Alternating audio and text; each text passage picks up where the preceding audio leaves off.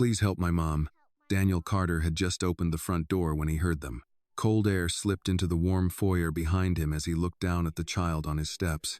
Daniel rested one hand against the doorframe. "Hey there," he said cautiously. "Where did you come from?" The girl pointed down the quiet street behind her. "From my house.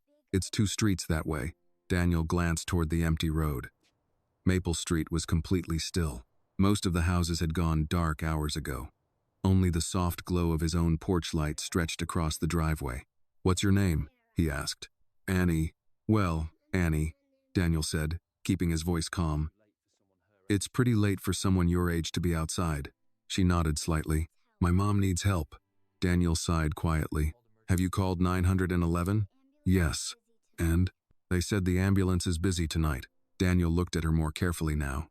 She didn't seem frantic, just determined. Still, the situation made him uneasy. A child showing up alone at midnight on the porch of a billionaire's home was not exactly a normal Tuesday night. "Where's your house again?" he asked. "Oak Lane." Daniel knew the area, older houses, working families. Not far, but far enough for a child to walk alone in the cold. He crossed his arms lightly. "Annie," he said gently, "the best thing you can do right now is go back home and wait for the ambulance. They'll get there." "My mom fell in the kitchen," Annie said. Daniel nodded slowly. "Right, and the ambulance will take care of that." The girl didn't move. Daniel hesitated, then shook his head. "I'm sorry," he said kindly but firmly, "but I'm not really the person you should be asking. Medical emergencies need professionals." He gave her a polite, reassuring smile. "You should head back home now, okay?" Then he gently closed the door. Inside, the house fell quiet again. Daniel stood there for a moment in the foyer. The warmth of the house quickly returned once the cold air disappeared. He exhaled slowly. Probably just exhaustion, he told himself. Parents faint sometimes. Ambulances handle this sort of thing all the time. He walked a few steps toward the kitchen. Then came the sound. Knock. 3 small taps against the front door. Daniel stopped. For a moment he considered ignoring it, but the knocking came again. Knock, knock. Daniel rubbed the back of his neck and walked back toward the door. He opened it halfway. Annie was still there. She hadn't moved from the porch. "Annie," he said, a little surprised. "I told you the ambulance. Please help my mom." Her voice remained calm, but the words came quicker this time. "She won't wake up." Daniel frowned. "I understand that. But I knocked on the other houses," Annie said. Daniel paused. They didn't open. The street behind her was still empty. Dark houses, closed curtains, no lights, only his. Annie looked back at him. "Your house was the only one awake." Daniel followed her gaze instinctively toward the glowing windows behind him. He had left nearly every light on again tonight, a habit he had never thought much about. But from the street, the house must have looked like a lighthouse. He looked back down at Annie. "You walked here by yourself?" he asked. "Yes." "In the dark?" "Yes." "How far is your house?" 5 minutes. Daniel considered the situation. Closing the door again would be the logical choice. Call 911 himself. Let emergency services handle it. But Annie remained standing there as if she had already exhausted every other option. The wind picked up slightly, brushing across the stone steps. Daniel noticed something then. Her hands were folded together tightly in front of her hoodie sleeves, as if she were trying to stay warm. That quiet determination unsettled him more than panic would have. "Daniel Sehil, is she breathing?"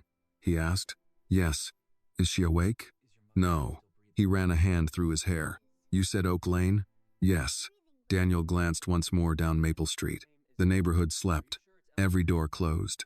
Every light dark. Except his. He looked back at Annie. "All right," he said finally. Daniel stepped back inside just long enough to grab his coat from the rack beside the door. He slipped it on and reached for his car keys from the table. Then he stepped outside and pulled the door closed behind him. "Show me where your house is," he said. Annie nodded. She turned and began walking down the sidewalk. Daniel followed a few steps behind. "Wait," Daniel said. Annie stopped and looked back. Daniel reached into his coat pocket and pulled out his car keys. The quiet jingle of metal broke the stillness of the night. "We're not walking," he said. "That'll take too long." Annie nodded once, as if that solution made perfect sense. Daniel stepped off the porch and pressed the unlock button on his key fob. A black SUV parked in the driveway blinked its lights and gave a soft electronic chirp. Daniel opened the passenger door. "Go ahead," he said. Annie climbed in without hesitation. Her boots left small specks of frost on the floor mat as she settled into the seat.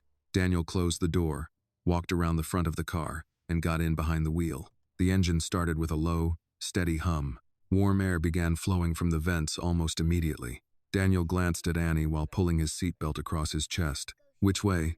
Annie pointed through the windshield. Down Maple Street, then left. Daniel eased the SUV out of the driveway. They drove slowly at first. Daniel kept one hand on the wheel while the other rested lightly near the gear shift. You said your house is on Oak Lane? He asked. Yes. How far? 2 streets. Daniel nodded. All right. The tires rolled quietly along the pavement. For a few seconds, neither of them spoke. The dashboard clock read 12:04 a.m. Daniel glanced sideways at Annie again. She sat upright in the seat, her hands folded together in her lap. Her hoodie sleeves hung past her fingers, and the oversized boots she wore barely reached the edge of the seat. Daniel had met many adults who handled emergencies worse than this. You said your mom fell in the kitchen? He asked. Yes. Did she say anything before that? She said she felt dizzy. Daniel turned left at the next corner. The houses began to change. Maple Street's larger homes gave way to smaller properties with narrow driveways and older siding. Some porches had chairs stacked against the walls, and several yards showed patches of winter grass where the frost had settled. A streetlight flickered above the intersection. Daniel slowed slightly. What does your mom do for work? He asked. She works nights. Where? A warehouse. Daniel nodded again. The distribution center outside town employed hundreds of workers on rotating night shifts. He knew the place. Long hours, heavy lifting, little rest. Did she eat tonight? He asked. Annie thought about it. I think she forgot. Daniel exhaled quietly through his nose. That explained more than Annie probably realized. Exhaustion could shut a person down quickly if the body had been pushed too far. Which house? Daniel asked as they turned onto Oak Lane. Annie pointed ahead. The one with the small porch. Daniel slowed the SUV. The house sat halfway down the block. A modest 1-story home with pale siding and a narrow front porch supported by 2 thin wooden posts. The porch light was still on. Daniel pulled the SUV up beside the curb and turned off the engine. All right, he said. They stepped out together. The air felt colder here than it had on Maple Street. Annie hurried up the walkway and pushed the front door open. Mom? Daniel followed her inside. The living room was small but clean. A couch sat against one wall with a folded blanket draped across the back. A child's coloring book lay open on the coffee table beside a handful of crayons. The faint smell of detergent hung in the air. Annie moved quickly toward the kitchen. She's in here. Daniel stepped into the doorway behind her. The kitchen light buzzed softly overhead. A glass lay shattered across the tile floor, and beside the counter, a woman lay motionless on the ground. Daniel crossed the room immediately. Okay, let's see, he murmured. He crouched beside her and gently placed 2 fingers against the side of her neck. Pulse. Weak, but present. She's breathing, Daniel said. Annie stood quietly near the doorway. I told you. Daniel studied the woman more closely. Her skin looked pale and damp, and strands of dark hair clung to her forehead.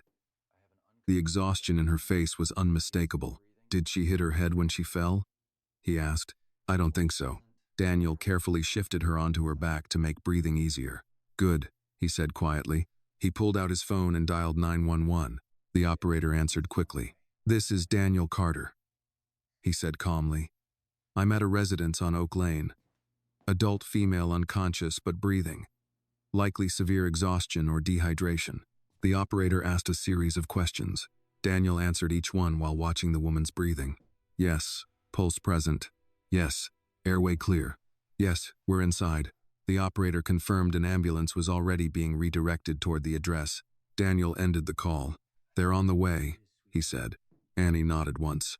Daniel glanced around the kitchen. A lunchbox sat on the counter beside a pair of worn work gloves. Several unopened envelopes rested near the refrigerator door. He had seen this pattern before. Long shifts, bills stacking up, people pushing themselves past the point where their bodies could keep up. Daniel looked back down at the woman on the floor.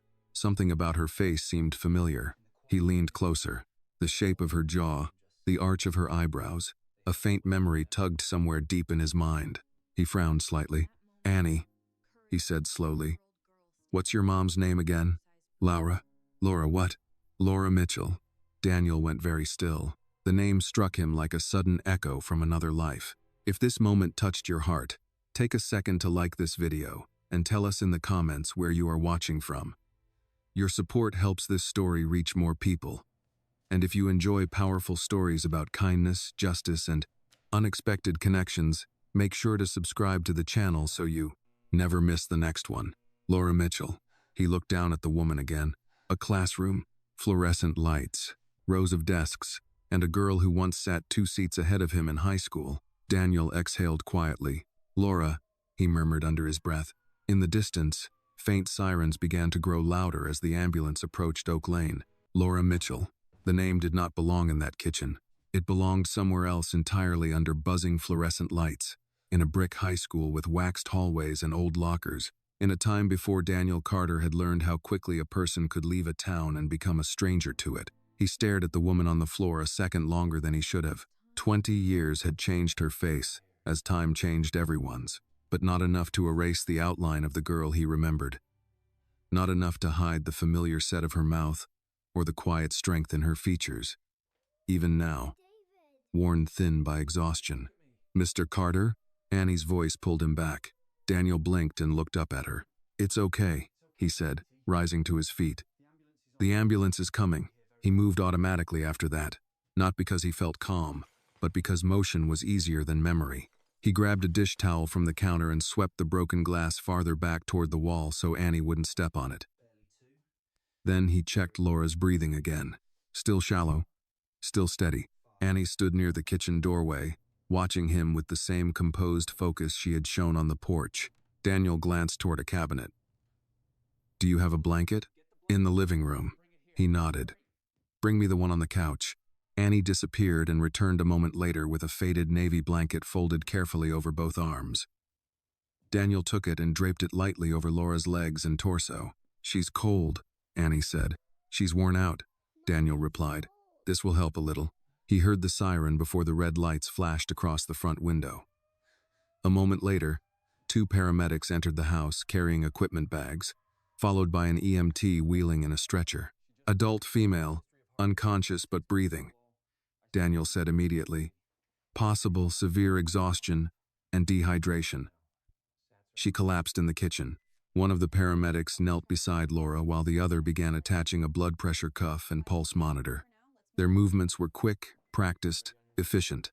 Annie stepped aside without being asked. The older paramedic glanced at Daniel. "You family?" Daniel hesitated. "No. I brought her daughter home and found her like this." The man nodded, uninterested in the details as long as the facts were clear. Laura stirred faintly when they rolled her onto the stretcher, but her eyes did not open. Her breathing caught once, then steadied again under the oxygen mask they placed over her face. Annie moved closer. "Can I come?" The younger EMT looked at Daniel, perhaps because he was the adult standing nearest. Perhaps because Annie had arrived with him, and not alone. Daniel answered before he had time to question it. "Yes," he said. "She's coming." The EMT nodded. "One can ride up front." Daniel turned to Annie. "You'll ride with them. I'll follow behind." "Okay." That one word carried more trust than Daniel felt he deserved. He watched as the paramedics wheeled Laura out of the house. Annie walked beside the stretcher, not reaching for it, not asking more questions, simply staying close enough to see her mother's face. Daniel stood in the kitchen for half a breath after they left. The room was suddenly quiet again except for the refrigerator hum and the faint ticking of a cheap wall clock above the stove. Laura Mitchell. He looked around at the small signs of her life. A child's lunch packed for morning. A stack of overdue envelopes near the fruit bowl. A pair of work gloves worn nearly smooth at the fingertips. He remembered another version of Laura, 17, bright-eyed, always carrying 2 books when everyone else carried one.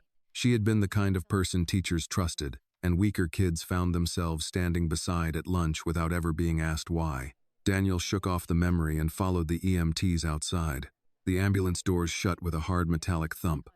Red lights pulsed across Oak Lane, flashing against quiet porches and parked cars.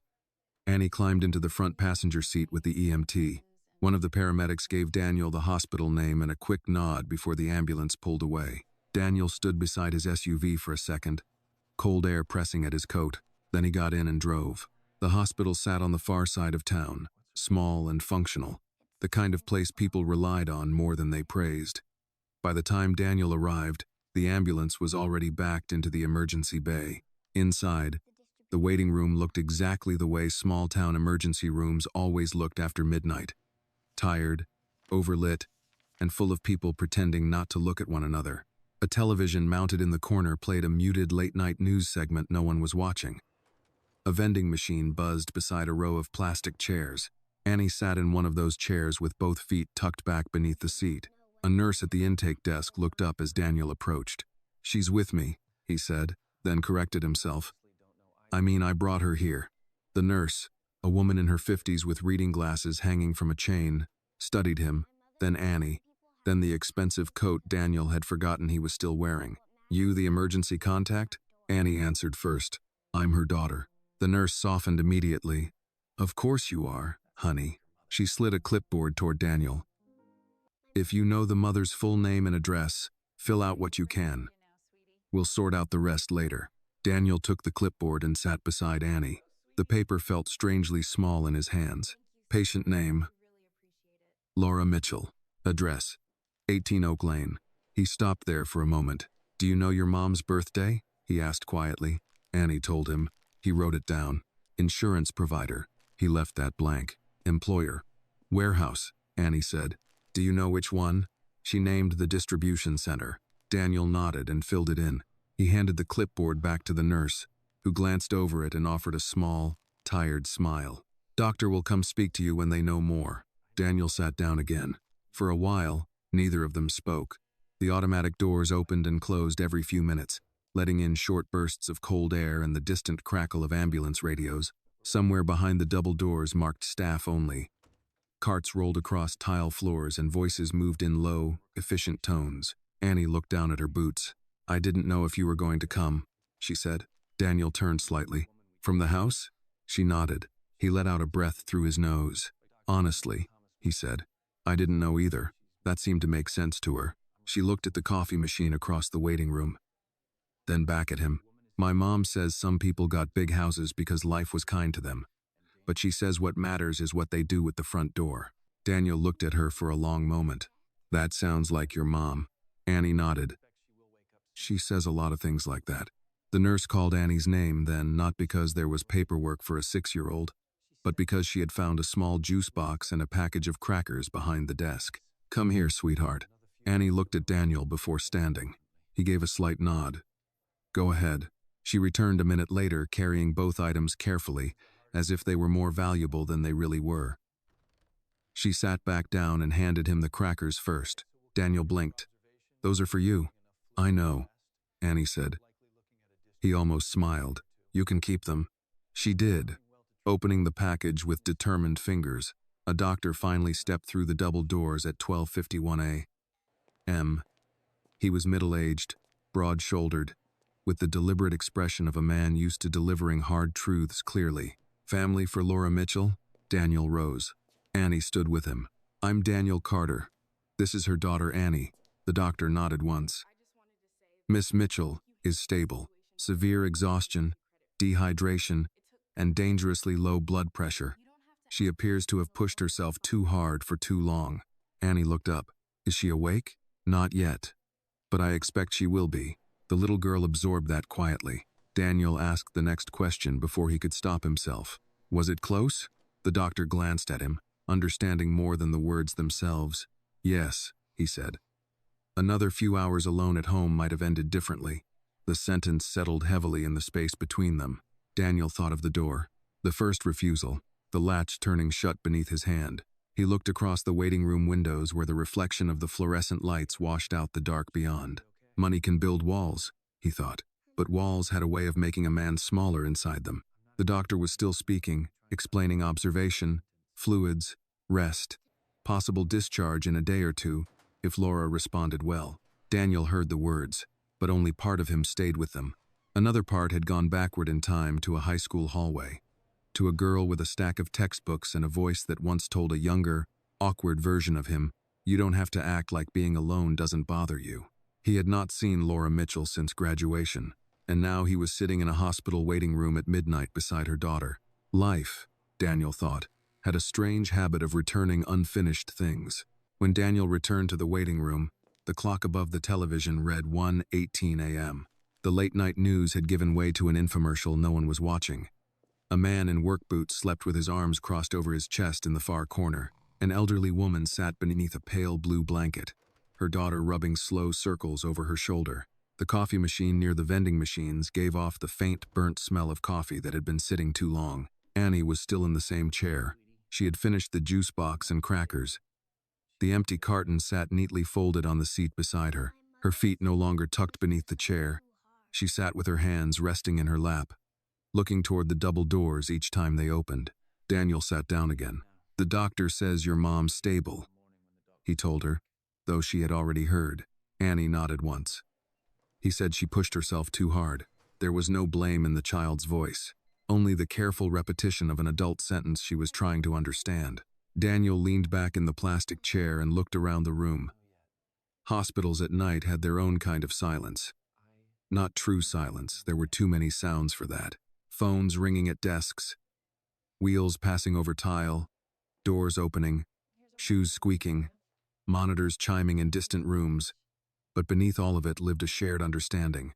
No one was there because the day had gone according to plan. Annie looked up at him. "Are you going home?" The question was simple. Still, it held him for a second. "No," Daniel said. "Not yet." She seemed satisfied with that answer. A nurse approached from the desk holding a small folded blanket the hospital kept for pediatric visitors. She handed it to Annie with the tired kindness of someone who had done this many times before. "Here you go, sweetheart." "Thank you," Annie said. The nurse glanced at Daniel. "Miss, Mitchell will probably be out for another hour or two." "That's fine," he said. She gave a brief nod and moved on. Annie unfolded the blanket carefully and draped it across her legs. Daniel watched her do it and thought again how strangely composed she was for a 6-year-old in the middle of the night while her mother lay unconscious behind closed doors. Children were supposed to unravel in emergencies. They were supposed to ask the same question again and again. They were supposed to need constant comforting.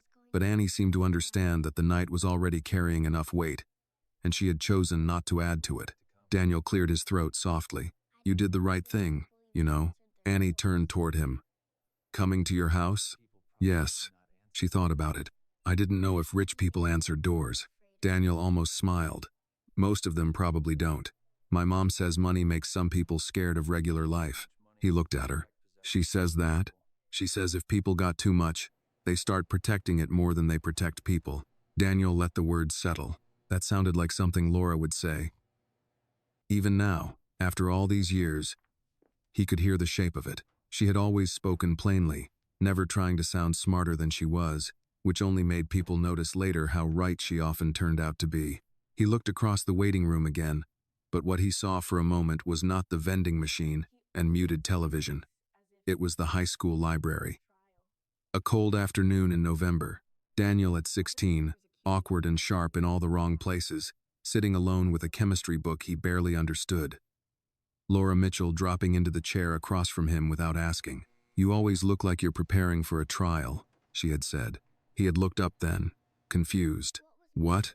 Like the world's accusing you of something," she had replied. "It isn't." Daniel blinked and came back to the present. Annie had shifted closer to him, not enough to lean, just enough that the distance between them no longer felt formal. "What was my mom like when she was little?" she asked. Daniel let out a quiet breath. He had not expected the question, though perhaps he should have. Children gathered adults into stories the way they gathered buttons, coins, and lost crayons, small proofs that the world connected in ways they could not yet map. "She wasn't little when I knew her," he said. "But she was." He searched for the right word. "Steady." Annie waited. "She was the kind of person people trusted," he continued. "In school, there were always loud people, important people, popular people, and then there were the people everyone turned to when something really mattered. Your mom was one of those." Annie looked down at the blanket over her knees, thinking hard. "She still is," she said. The certainty in that answer landed somewhere Daniel had kept quiet for too long. "Yes," he said. "I believe that." A little after 1:40, the same doctor came back through the doors. "She's awake." Annie stood immediately. The doctor smiled at her first, then looked to Daniel. Only for a few minutes. She's weak, but alert. He led them down a bright hallway, smelling faintly of antiseptic and overheated air. The floors shone too much under the fluorescent lights. Posters about flu prevention and blood pressure screening lined the walls. Somewhere nearby, a monitor beeped in a steady rhythm. Daniel followed a step behind Annie. When they reached the room, the doctor pushed the door open gently. Laura lay propped slightly upward in the hospital bed, an IV in her arm and the pale blanket pulled up to her chest. Her face had a little more color now, though exhaustion still pulled at every feature. Her eyes moved first to Annie. "Hey, baby." Her voice was rough, little more than a dry whisper. Annie walked to the bed immediately, not rushing, not launching herself across the room, just moving with quiet relief until she could lay one hand carefully over her mother's. "I called 911, she said. "And then I went to get help." Laura closed her fingers weakly over Annie's hand. "You did exactly right." Then her eyes shifted. They landed on Daniel. For a second, there was only confusion. She was looking at a man in a dark wool coat, standing stiffly near the foot of her bed. A familiar face, altered by age, success, and years away.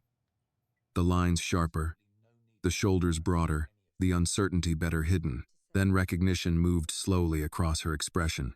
"Daniel?" He stepped a little closer. "Hi, Laura.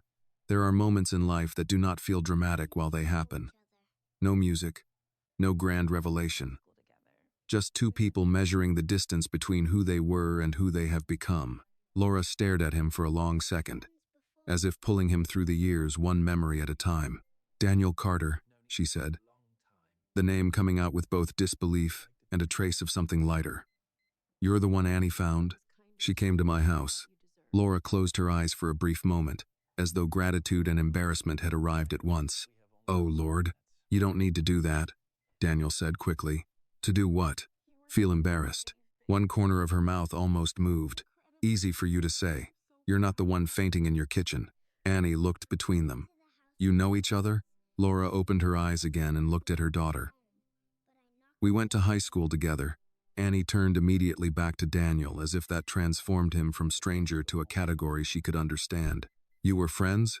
Daniel answered before Laura could. "I'd like to think so." Laura's eyes rested on him again, softer this time. "He's being polite. I was nicer to him than he thought he deserved." "That sounds about right," Daniel said. The doctor, still standing near the door, stepped in gently. "Just a few more minutes." Laura nodded faintly. She looked at Annie first. "You stayed so brave." "I went to the house with the lights," Annie said, as if continuing a conversation she'd started earlier. "He said I should go home. Then I knocked again." Laura turned her head slightly toward Daniel. He felt the look before he fully met it. "I did," he admitted. A tired smile passed over Laura's face. Not amused exactly, just knowing. "You always did need a second chance to do the right thing." Daniel gave a low, reluctant laugh. "That also sounds about right." The room fell into a gentler quiet after that. Hospital quiet. Monitors humming. Vent above the ceiling clicking softly. Laura's gaze moved between Annie and Daniel. "What time is it?" she asked. "Almost 2, Daniel said. She frowned faintly. "You should both be home." Annie didn't argue, but she did look at Daniel as if he might have a better answer. He looked back at Laura. "I can stay until they discharge you." Laura studied him. People changed. Towns changed. Years changed almost everything. But trust, once planted deeply enough, had a way of surviving in hidden roots. "Why did you?" she asked softly. Daniel knew what she meant. Why had he come? Why had he stayed? Why was he still standing there after the ambulance, after the paperwork, after the moment most people would have taken as their exit? He answered honestly, "Because Annie knocked twice." Laura looked at her daughter, then back at him. "Well," she said weakly. "She always was persistent." Annie gave a small nod. "I know." This time Daniel did smile. The doctor stepped forward again. "That's enough for now. She needs rest." Annie squeezed her mother's hand one more time, then stepped back. As Daniel followed her into the hallway, he glanced once over his shoulder.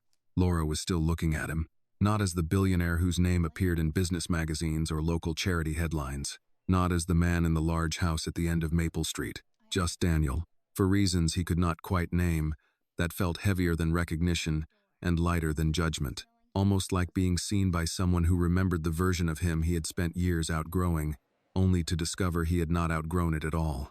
In the hallway, Annie walked beside him in silence. At the nurse's station, a woman in blue scrubs told them Laura would likely remain overnight for fluids and observation. Someone would need to arrange clothes, medication pickup, and a ride home tomorrow. Daniel nodded. I'll handle it. The nurse barely looked up from her chart. Family? Daniel paused. Before he could answer, Annie spoke. He's the one who opened the door. The nurse glanced at him then, really looked at him, and seemed to decide that was explanation enough. Back in the waiting room, Daniel stood near the window and looked out at the dark parking lot. Ambulance lights flashed briefly at the far curb, then vanished. His own reflection hovered faintly in the glass-expensive coat. Tired eyes. The posture of a man who had learned how to manage every room except the ones that mattered. He had come tonight because it was faster to drive than to walk. He had stayed because the child had no one else. But standing there under hospital lights, Daniel began to understand something more uncomfortable. Some doors opened into emergencies. Others opened into the parts of your life you thought were finished. By the time Daniel and Annie left the hospital waiting room, the night had settled into that strange hour when even emergency lights seemed tired. It was a little after 2 in the morning. The automatic doors opened with a tired sigh, letting out a rush of cold air sharp enough to wake the skin. The parking lot stretched under white security lights, rows of cars silvered with frost. Somewhere in the distance, a truck downshifted on the highway. Otherwise, the town had gone still. Annie walked beside Daniel in silence. The hospital blanket folded neatly over her arms. She was not dragging her feet, not asking when they would go home, not doing any of the things adults expected tired children to do. She simply kept pace, watching where she stepped. Daniel unlocked the SUV and opened the passenger door for her. Hop in. She climbed into the seat and placed the folded blanket on her lap. Daniel walked around the front of the vehicle, got in, and started the engine. Warm air began pushing through the vents. For a second, he sat there with both hands on the wheel, looking through the windshield at the empty lot. He had not planned past the hospital. Emergencies did that. They forced action first and thought later. He pulled out slowly. The town looked different on the drive back. Main Street was empty now. The diner dark. The gas station glowing like a lonely island at the corner of Route 8. The grocery store sign buzzed above an empty parking lot. Christmas decorations still hung from a few lampposts, though the holiday had passed days ago. They looked tired in the cold. Daniel glanced at Annie. Do you have anyone who can stay with you tonight? He asked. She thought for a moment. Miss Green next door helps sometimes. Is she home? I don't know. Daniel nodded once. We'll check. That was the adult answer. Practical, temporary, safe.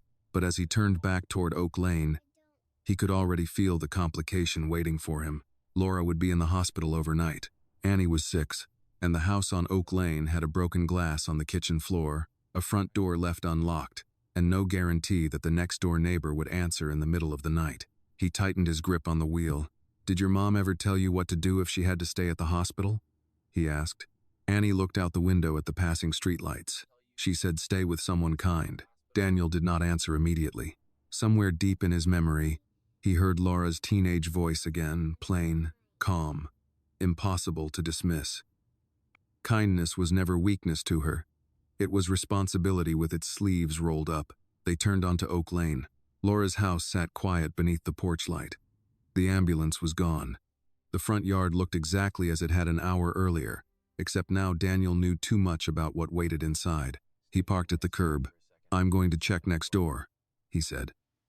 Stay here for a second. Annie nodded. Daniel stepped out into the cold and walked to the neighboring house. A narrow place with a red front door and a ceramic wreath hanging crookedly beside it. He rang the bell once, then knocked. No answer. He waited, then tried again. A light came on in the front room, but no one approached the door.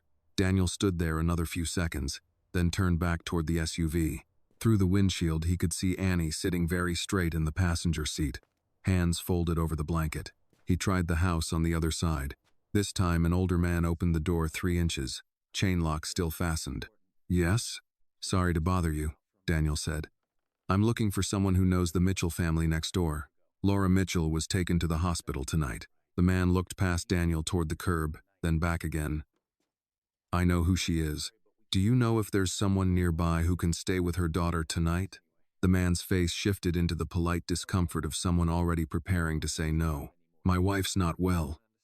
We can't really take on. That's all right, Daniel said, stopping him before the apology had to work harder. I understand. He stepped away from the porch. That left the facts plain and unpleasant. A 6-year-old girl could not stay in the house alone. He could call social services, of course. The police. Some emergency after-hours placement system designed for exactly these moments. But the thought landed wrong. Too cold. Too institutional. Too easy to justify from the outside. He walked back to the SUV and got in. Annie looked at him. Miss Green didn't answer? No. She waited. Daniel stared through the windshield at Laura's house. The porch light threw a pale yellow square across the steps. Somewhere inside, the kitchen clock would still be ticking. The lunchbox still sat on the counter. The work glove still waited beside the unopened mail. He could hear his own mind beginning its usual arguments. This is not your responsibility. You have already done enough. There are proper channels for things like this. All true. And yet there sat Laura Mitchell's daughter in the passenger seat of his car, trusting him because his lights had been on. Daniel let out a slow breath. Annie, he said, turning slightly toward her. Your mom is going to be at the hospital for several hours. Maybe until morning. I know. I don't think you should stay here by yourself tonight. I know. The matter-of-fact way she said it made him almost smile despite himself. He rubbed a hand across his jaw. I can take you back to my house until we hear from the hospital. She looked at him for a long second, not surprised, just considering. Will there be food? Daniel blinked. Yes. Okay. It was the most reasonable acceptance of an emergency arrangement he had ever heard. He started the car again. As they drove back toward Maple Street, Daniel realized how long it had been since another person had come home with him unexpectedly. Years. Certainly. Long enough that the idea of someone small and awake under his roof at this hour felt less like charity and more like a disruption to a carefully managed system. His house had been designed for order. Shoes stayed by the front entrance. Mail went in one tray. Meetings happened in glass offices downtown, not in kitchens.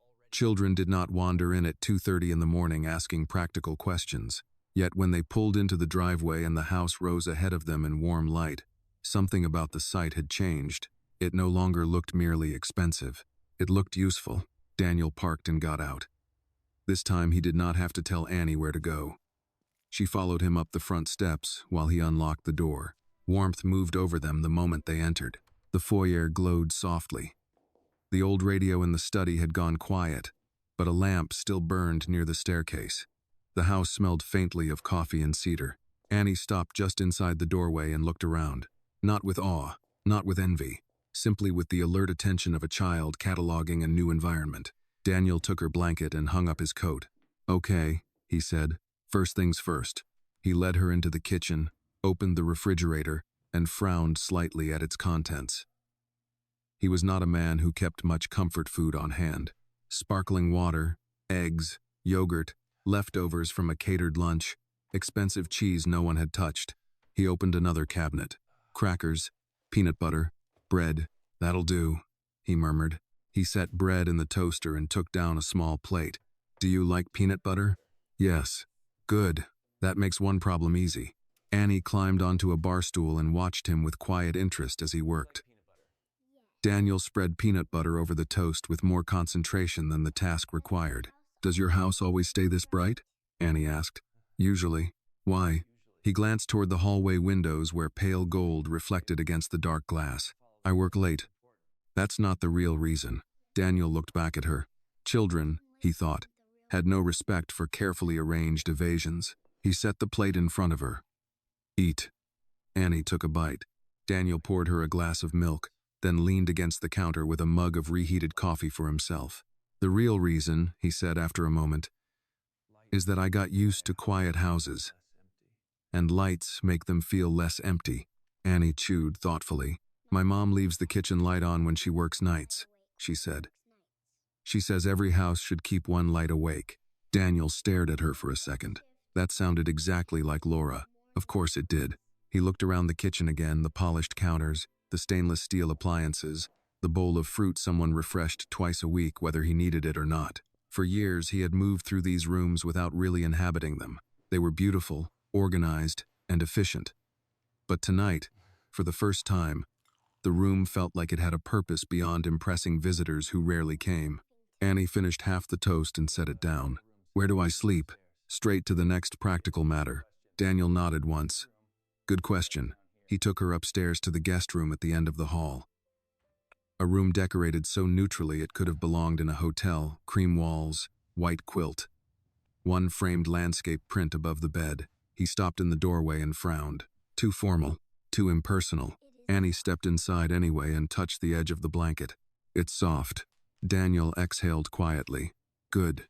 He found an extra toothbrush in the linen closet and set it by the sink in the guest bathroom. Then he went downstairs, brought back a bottle of water, and placed it on the nightstand. Annie had already taken off her boots and lined them neatly by the door. "Your mom will call as soon as she can," he said, "and I'll be here if you need anything." She climbed onto the bed and pulled the covers up. "Mr. Carter?" "Yes?" She looked at him with that same calm steadiness she had shown on the porch. "You shut the door first." Daniel stood very still. "Yes," he said, "but then you opened it." The room went quiet. There are truths that sound small when spoken by children and enormous when they reach an adult heart. Daniel gave the only answer that felt honest. "Yes," he said again. "I did." Annie nodded as if that settled the matter. "Good night." "Good night, Annie."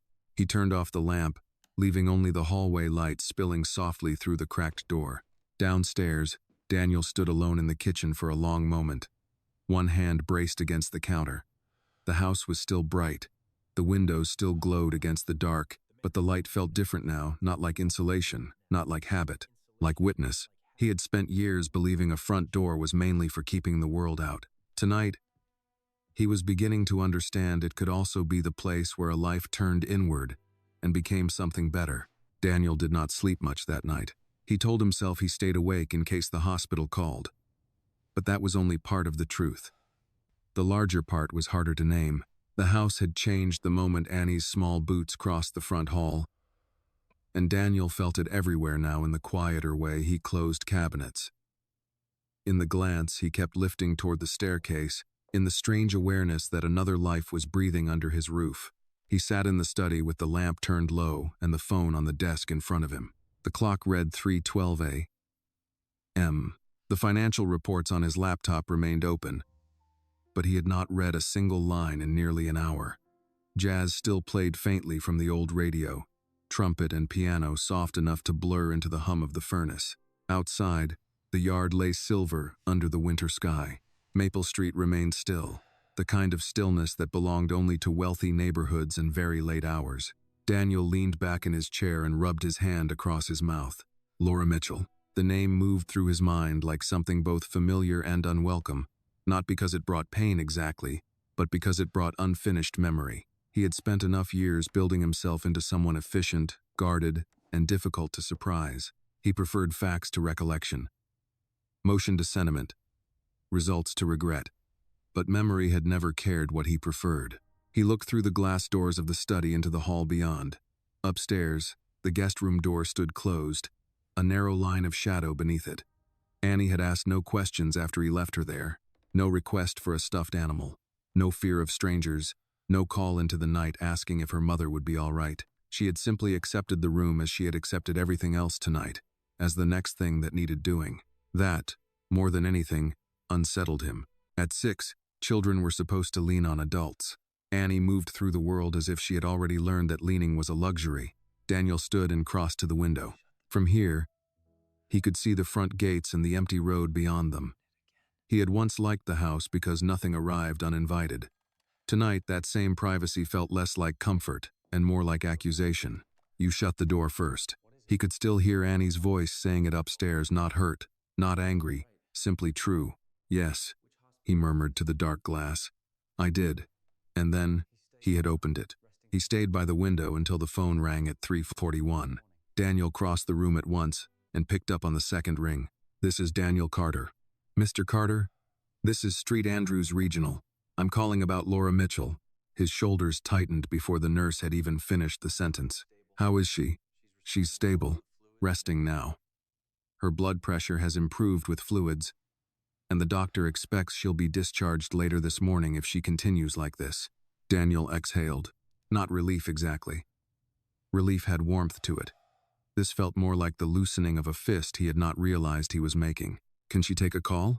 Not yet. She drifted back to sleep. That's fine. There was a short pause. We also wanted to confirm that Annie is safe. Daniel looked toward the ceiling. She's here with me.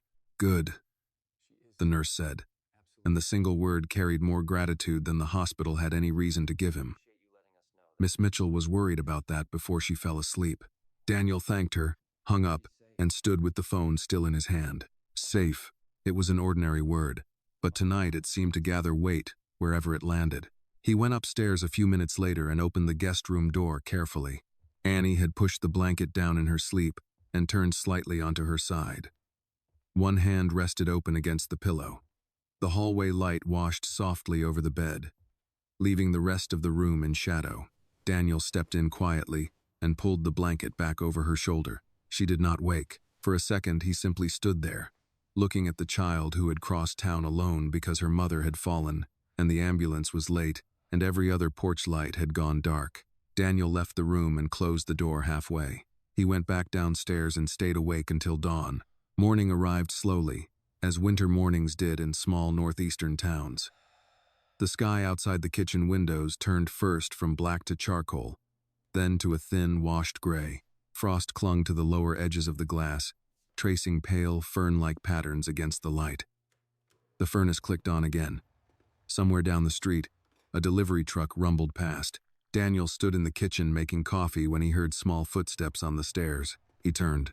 Annie came down one careful step at a time, one hand sliding along the banister.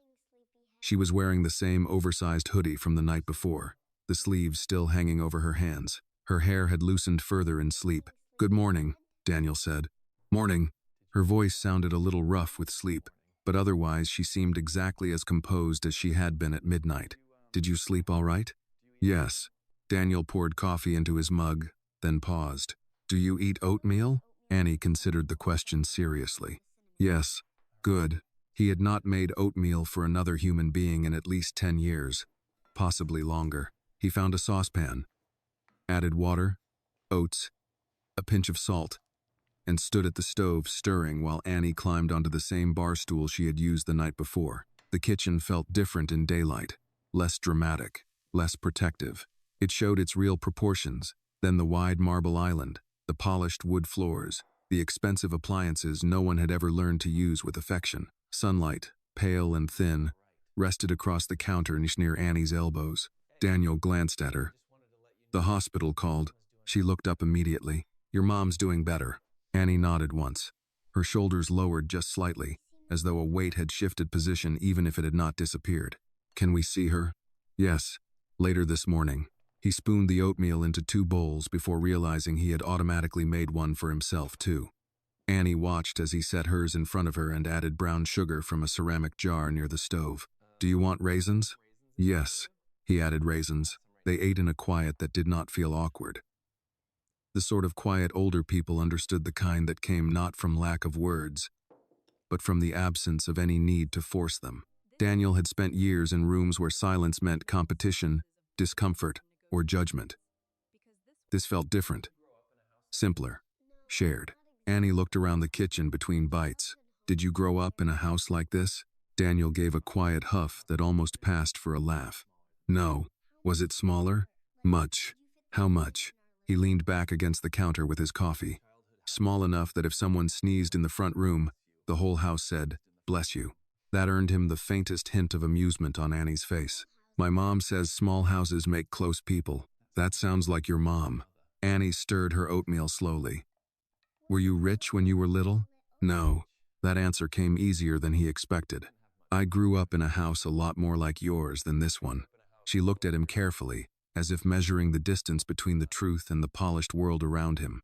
"Then how did you get this house?" Daniel took a sip of coffee, buying himself a second. "I built a company, then I sold it." "That's it?" He blinked. "Well, no. There was a lot of work in the middle. Annie nodded as if she had suspected as much. You knew my mom before the house? Yes. In school? Yes. What was she like? The question came again, but it landed differently in the morning light. Daniel looked toward the window. He remembered Laura at 17 with the sleeves of a denim jacket rolled to her elbows, standing beside a cafeteria table, while two boys laughed at the shoes Daniel wore because they came from a clearance rack. He remembered her looking at them, then at him, and saying in that plain, unimpressed voice, "If cheap shoes bother you, try buying some character." The boys had shut up. Daniel had pretended it did not matter. Laura had sat down beside him anyway. She was brave, he said at last. Annie's spoon paused. She didn't always make a big show of it. She just did the right thing when something needed doing. Annie seemed to think that over. Then she nodded, satisfied. That sounds right. Daniel looked down at his coffee. Funny, he thought. How success could carry a man all over the country, into boardrooms and private terminals and magazine covers, only for truth to arrive back in his kitchen through a child eating oatmeal with raisins. After breakfast, Daniel called the hospital again and confirmed Laura could have visitors later that morning. Then he made a few practical arrangements. He had one of his assistants, a woman named Marlene who had worked with him long enough not to be startled by unusual requests, contact the office and clear his schedule. He asked another staff member to have a few child-sized clothes delivered to the house quietly and without questions. By 8:30, a small paper bag sat by the foyer with leggings, socks, a sweater, and a toothbrush still in its package. Annie looked at the bag, then at him. For me? For now, Daniel said. You might want clean clothes before we go to the hospital. She accepted that with the same plain grace she accepted everything else. No fuss, no performance, no false gratitude exaggerated to make adults comfortable. Just, thank you, Mr. Carter. He nodded once. By 9:15 they were back in the SUV, the heater humming softly, the town awake at last around them. School buses moved through intersections. Men in work jackets carried coffee out of gas stations. A woman in a church coat scraped frost from her windshield with determined strokes. Daniel drove toward the hospital with Annie beside him, both of them looking forward. Some nights altered a life in obvious ways with wreckage, headlines, or loss. Others did it more quietly. A knock, a refusal, a second chance, and then morning, arriving whether a man was ready for it or not. By the time Daniel turned into the hospital parking lot, the town had fully awakened. Morning traffic moved in short, practical lines along the main road. Pickup trucks rolled past with ladders strapped to their roofs. A school bus stopped at the corner just long enough to take on 3 children in oversized coats. The winter sun had finally risen, though it gave little warmth. Its pale light lay over the streets like a promise, still deciding whether it meant anything. Inside the SUV, the heater hummed softly. Annie sat in the passenger seat wearing the new sweater Daniel had given her that morning. A deep blue one, simple enough not to draw attention. Her boots were the same, though now their laces were properly tied. She held the seatbelt with one hand as if it anchored more than just her body. Daniel parked near the entrance and turned off the engine. Ready? He asked. Annie nodded once. They walked through the automatic doors together. The hospital looked different in daylight. Less mysterious, less forgiving. Fluorescent lights flattened everything into function. The waiting room that had seemed suspended in midnight worry now showed its ordinary wear. Scuffed floors, faded magazines, plastic plants trying their best to look alive. The nurse at the desk recognized Annie immediately. Well, there she is, she said, smiling over her glasses. Then she looked at Daniel. And you came back. Daniel wasn't sure what answer that deserved. We're here to see Laura Mitchell. The nurse checked the screen in front of her. Room 214. She's been asking for the little one. Annie was already looking toward the hallway. The elevator ride to the second floor was quiet. Daniel stood with his hands in his coat pockets, listening to the soft mechanical hum as the car rose. Annie watched the floor numbers light one by one above the door. At room 214, Daniel stepped aside and let Annie enter first. Laura was awake. She sat propped up in bed, her dark hair brushed back now, though exhaustion still rested across her face like a shadow that had not finished leaving. The IV remained in her arm. Her color had improved, but not by much. She looked like a woman held together by will and not enough sleep. The moment she saw Annie, Something in her expression eased. "There's my girl." Annie crossed the room quickly then, placing one hand against the blanket near her mother's arm. "I had oatmeal," she said. Laura smiled, the kind of smile only mothers give children when the details are far less important than the fact that they are there to tell them. "Did you?"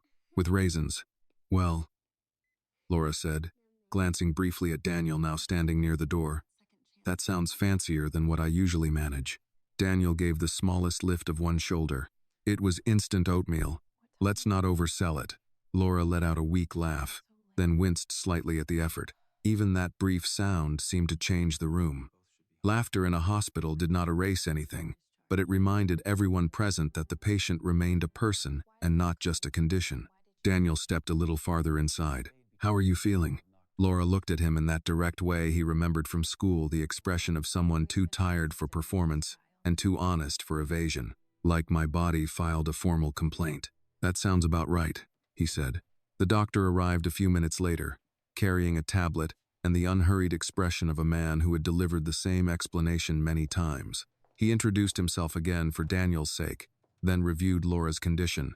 "Severe exhaustion, dehydration, low blood pressure, and what I'd call prolonged physical overextension," he said. "No sign of stroke, seizure, or cardiac event, which is the good news." Laura folded her hands lightly over the blanket. "And the bad news?" The doctor looked at her over the edge of the tablet. "The bad news is that bodies don't usually collapse without a history leading up to it. You've been running on empty for too long." Laura said nothing. The doctor continued in the calm, plain-spoken way older physicians sometimes used when they knew charm was less useful than respect. "You need rest. Real rest. Not a long nap followed by another double shift. Fluids, meals, follow-up blood work, and at least several days away from physical labor." Laura's mouth pressed into a line. "I can't afford several days." The doctor did not argue the point, because people like him understood that reality better than younger doctors sometimes did. "What you can't afford," he said quietly, "is another collapse." He left them with discharge instructions to be finalized by noon if Laura's blood pressure remained stable. The room fell quiet after he went. Laura stared at the blanket over her lap, as if the folds in it were somehow easier to face than the truth sitting in the room around her. Daniel had seen that look before. In men after layoffs, in women after funerals, in himself, once or twice, though never where anyone could watch for long. Finally, Laura said, "Annie, honey, would you go sit by the window for a minute?" Annie looked from her mother to Daniel, then obeyed without question. When the child had settled into the chair by the window, Laura turned back to Daniel. "I need to say thank you before anything else." "You don't." "Yes, I do." Her voice remained soft but steady. "You drove her here. You stayed. You brought her home with you." She paused. "And you came back." Daniel looked at the foot of the bed instead of directly at her. "She came to my house. That doesn't mean most people would have done what you did." He almost said, "Most people wouldn't have shut the door first either." But Annie was in the room, and Laura looked too tired for confessions that changed nothing.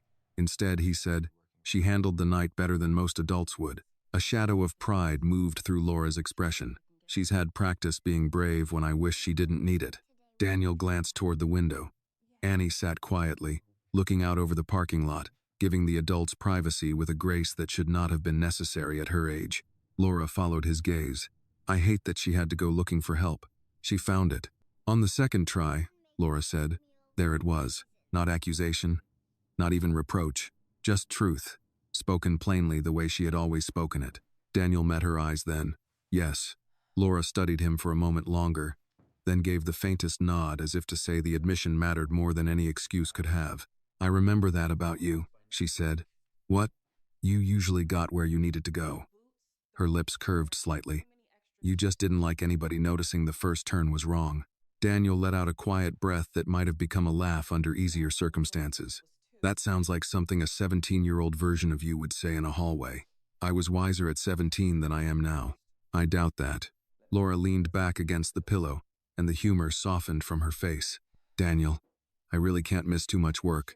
He didn't answer immediately. The old instinct in him, the businessman's instinct, wanted details, numbers, a clean summary of facts before he committed to anything. But another instinct had taken root during the night. Older, perhaps. Less efficient, more human. "How many jobs are you working?" he asked. Laura hesitated just long enough for him to know the answer would be bad. 2. Sometimes 3 shifts if the weekend cleaning work comes through. Daniel looked at her. "The warehouse?" She nodded. "Night shift loading manifests and repacking returns." "And the other?" "Cleaning offices 3 evenings a week, sometimes more." She gave a tired shrug. "It adds up slowly." He looked around the room. The hospital bed, the thin tray table, the paper cup of water untouched beside it. "Does it?" The question wasn't cruel, but it was sharp enough to land. Laura did not flinch from it. "No," she said. "Not really, but it keeps the lights on." Usually. Outside the window, morning light fell across the parking lot in pale stripes. Nurses crossed between buildings with takeaway coffees in hand. A maintenance worker pushed a cart past a bank of shrubs trimmed too precisely to be natural. Daniel thought of his own house then. The endless light, the stocked kitchen, the rooms no one used. He thought of the kitchen on Oak Lane with its cracked tile, broken glass, work gloves, and overdue bills stacked by the refrigerator. Success doesn't mean much, he thought, if all it does is separate you from the people who once taught you what mattered. Annie turned from the window then and came back to the bed. "Are we going home today?" Laura touched her daughter's hand. "I think so." Annie nodded, accepting the answer. Then she looked at Daniel. "Will you drive us?" The question entered the room so naturally that none of them spoke for a second. Daniel answered first. "Yes," he said. "I will." Laura looked at him. And this time, what passed between them held more than gratitude.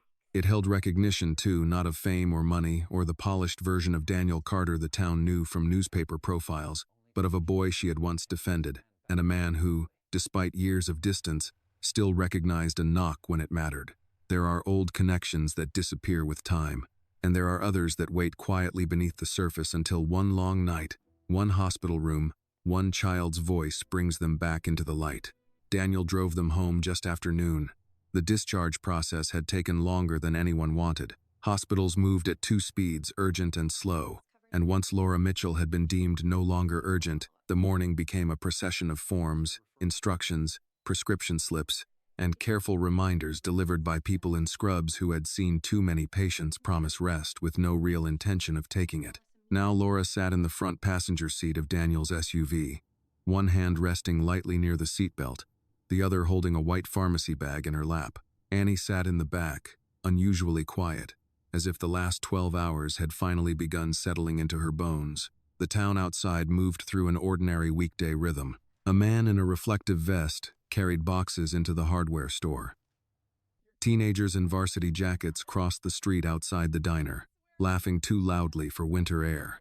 A church sign on the corner announced a food drive and next Saturday's pancake breakfast. Nothing in the streets suggested that one woman had collapsed in her kitchen the night before, or that a 6-year-old had walked alone through the dark because the adults around her had stayed behind closed doors.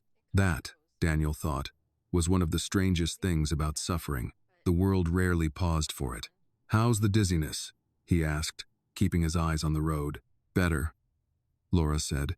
"Not gone. Better. That's something." "It is." Her voice had more strength in it than it had that morning. But fatigue still lay under every word like a second tone. Daniel could hear it easily now. Years in business had taught him how to detect weakness in negotiations, uncertainty in pitch meetings, false confidence in public statements.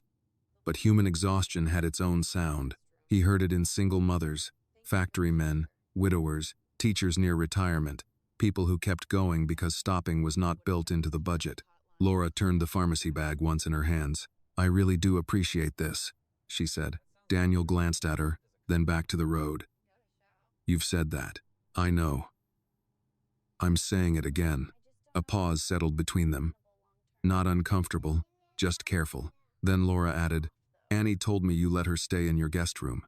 "I had a guest room. Most men in your position would have had their assistant find a charity hotline and considered it compassion." That sounds like a criticism wrapped as a compliment. Laura gave the faintest smile. "You always could hear those." Daniel almost smiled too. In the back seat, Annie spoke up. The bed was soft. Laura turned slightly. "Was it?" "And he makes oatmeal." Daniel said. Let's not make me sound more domestic than I am. You put raisins in it, Annie continued, as if presenting evidence in a hearing. Laura looked at Daniel again, and something gentler entered her expression. Well, I stand corrected. He drove the next few blocks in silence, one hand loose on the wheel. Oak Lane appeared ahead, narrower and less polished than Maple Street, its houses closer together, its yards smaller, its sidewalks cracked from too many winters. The difference between neighborhoods in a town like this was never just money. It was how long people expected things to last. Roofs, cars, marriages, knees, hope. Daniel pulled up in front of Laura's house and put the SUV in park. Take it slow getting out, he said. I'm not 90. No, he said. But you did fall unconscious in your kitchen. Laura gave him a look that belonged very clearly to the version of her who had once corrected teachers without raising her voice. I remember why you were hard to impress. I'm not trying to impress you. Good, she said. That would be exhausting for both of us. Annie was already unbuckling in the back. Daniel got out first and came around to open Laura's door before she could protest. She accepted the gesture with the restrained dignity of a woman too tired to waste energy resisting practical help. The house looked smaller in daylight than it had the night before. The front steps needed repainting. One shutter leaned slightly away from the siding. The porch light, still on though noon had come and gone, made the place look like it had forgotten how to stop waiting. Daniel walked ahead and opened the front door. Inside, the air carried the stale quiet of a home abruptly left. The kitchen still bore signs of the collapse. The chair knocked slightly off angle. The dish towel Daniel had used.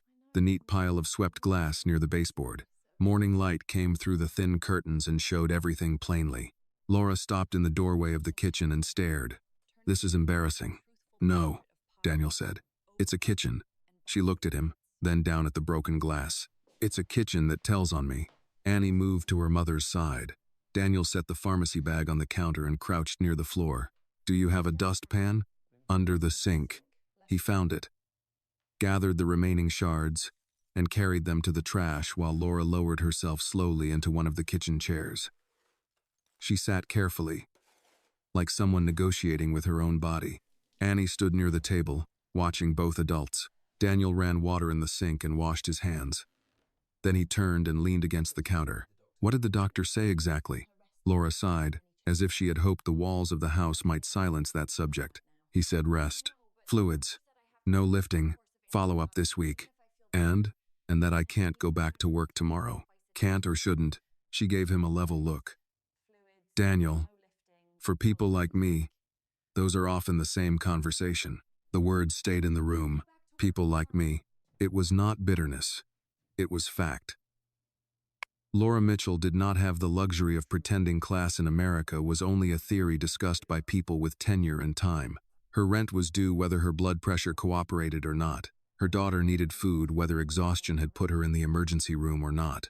Daniel looked around the kitchen. The refrigerator had school pictures attached with mismatched magnets. A handwritten note on the counter listed shifts and grocery reminders. Peanut butter, milk, laundry soap, Annie's field trip form. Ordinary life, he thought, could humble a person faster than any scandal ever would. Annie climbed onto the chair beside her mother. Can you stay home now? She asked. Laura tucked a loose strand of hair behind Annie's ear. For a little while, yes, that's good. Children did not romanticize recovery. To Annie, her mother being home was the point. Adult panic, hospital systems, financial pressure, those belonged to another language. Laura reached for the pharmacy bag, then stopped halfway as if even that motion cost more than it should have. Daniel pushed off the counter. Let me see the paperwork. She looked up at him. You don't have to. I know. He took the discharge papers and prescription slip, reading quickly. Fluids, iron, rest, follow-up appointment in 4 days. Then he noticed the unopened envelopes near the fruit bowl again. Utilities, credit card company, final notice in a red-stamped corner. He set the hospital forms down with more care than he felt. How bad is it? Laura was quiet for a moment. It was one thing to collapse in front of an old classmate, another to let him see the shape of the math that waited behind the collapse. I was catching up, she said at last. Then Annie needed new boots. Then the heater went out for 2 days last month. Then I picked up more shifts and thought I could balance it out. And instead you ended up in the ER. Yes. Daniel looked toward the window over the sink. The yard was small, boxed by a wire fence at the back. A child's red ball sat half hidden under the porch steps. Across the way, someone had hung wind chimes that moved without music in the cold. What about Annie's father? He asked. Laura's answer came gently, without drama. He died when she was 2. Daniel nodded once. I'm sorry. I know. That was another thing age taught decent people. Not every sorry needed elaboration. Annie traced one finger over a knot in the wooden table. My mom says we're okay. Laura touched the child's shoulder. We are okay. Daniel believed she meant it. And perhaps that was what moved him most. Laura did not mistake hardship for collapse. She still insisted on dignity in the middle of strain. She still chose her words the way older Americans often did. When life had taken enough from them, they did not hand over self-respect unless the price became unavoidable. Daniel looked at the counter again, then at Laura. What if you actually rested? A faint line appeared between her brows. What does that mean? It means you follow the doctor's orders, not the version working people translate them into. The real version. Food, sleep, no warehouse, no office cleaning, no pretending your body didn't just send up a flare. Laura let out a breath that held almost no humor. And with what money? There it was at last. The center of the thing. Not the hospital. Not the fall. Not even the night itself. Money was never just money in a house like this. It was medicine and rent and groceries and whether a woman stood up too fast because she had to keep moving. Daniel heard his own voice before he had fully arranged the sentence. I'll take care of the immediate bills. The kitchen went still. Even Annie looked up. Laura stared at him as if she had not heard correctly. Daniel, I'm not offering pity. That's good, she said quietly. Because I don't take it. I know. He held her gaze. I'm offering help. She looked away first, not in shame, but in caution. People who had needed help too often learned to inspect it before touching it. Free things could come with hooks. Kindness could turn into ledger entries. Gratitude could be treated like a debt that matured with interest. I can pay you back, she said. Daniel almost answered automatically. Take your time, no rush. We'll work something out. But he stopped himself. Laura would hear condescension in those phrases even if he did not mean it. Instead, he said, We'll decide that later. She looked back at him. It was not yes, but it was not no. Annie, sensing something important had happened in a language built for adults, reached for her mother's hand. Daniel picked up the prescription slip. I'm going to get these filled and bring back groceries before evening. Laura straightened a little in the chair. Daniel, that's already too much. No, he said. Too much was your daughter walking alone at midnight. The sentence landed harder than he intended. Laura lowered her eyes for a moment.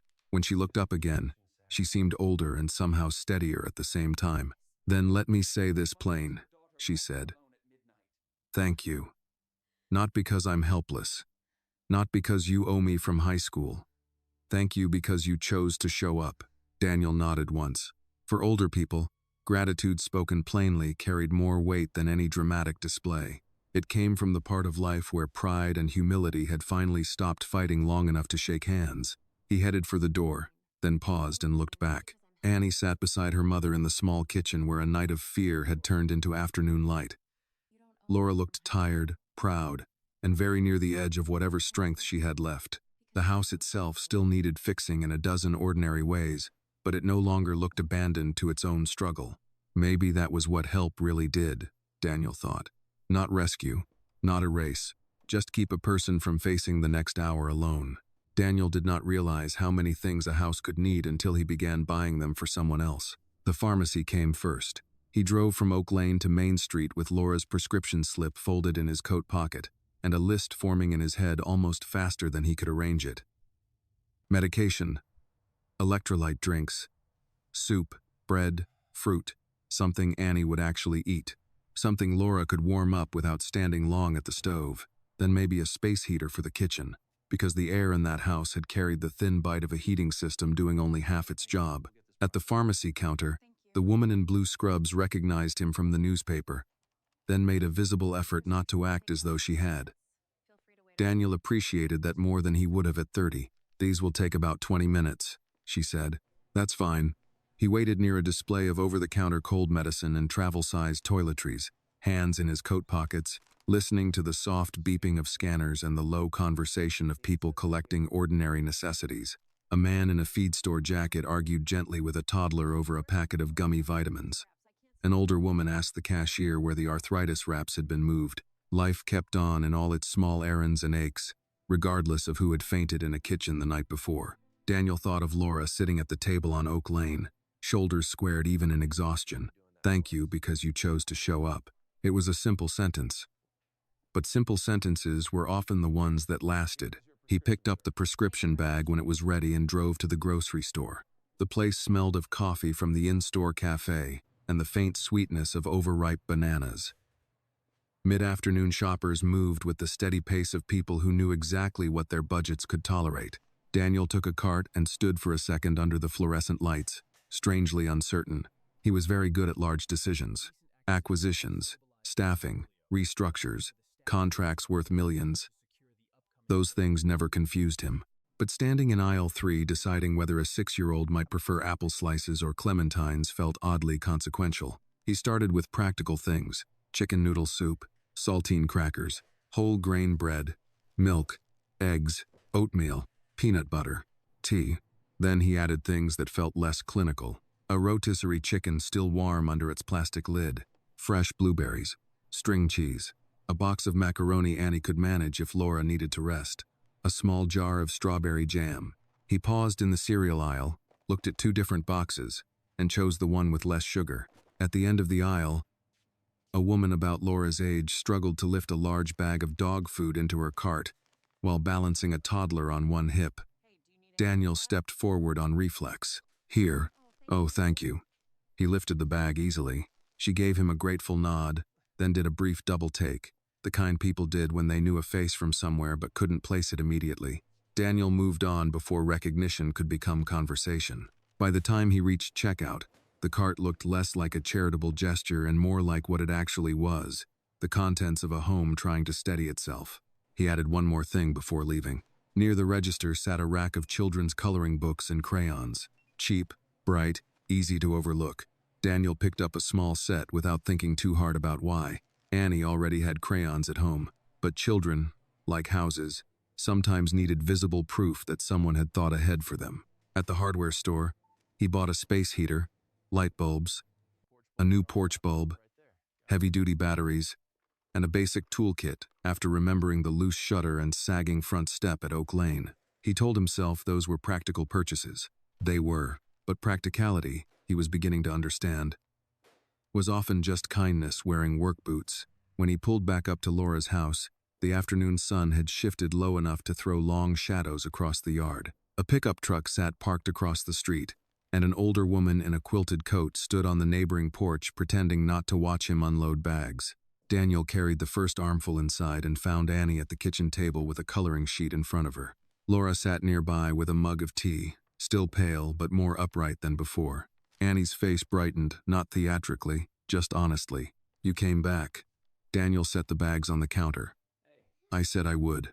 Laura looked at the groceries, then at the pharmacy bag in his hand, then at the space heater under his other arm. "Daniel."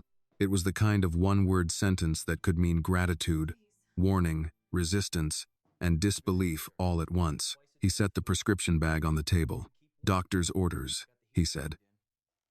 "And before you argue, at least wait until I've carried everything in." Laura leaned back in her chair with the expression of a woman who knew she was losing ground and hated that some part of her was relieved. "I wasn't going to argue." "Yes, you were, probably." That earned the faintest smile from him. He made 3 more trips to the car. Groceries filled the counter. The space heater went near the kitchen wall.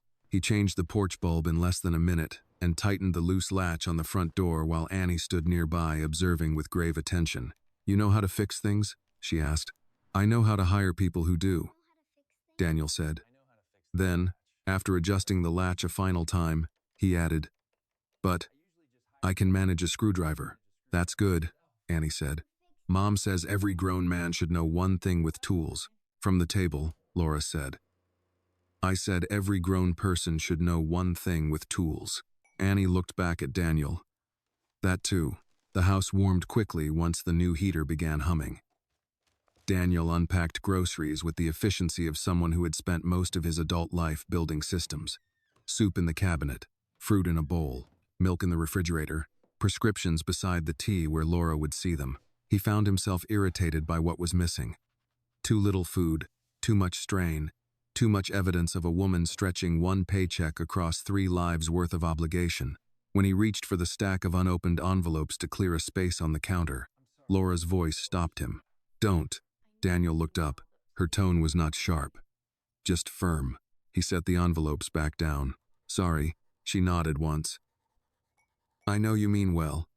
The room quieted a little after that. Annie went back to coloring. Laura sipped tea. Daniel stood by the sink, looking out through the thin curtain over the backyard. The late winter grass was flattened and pale.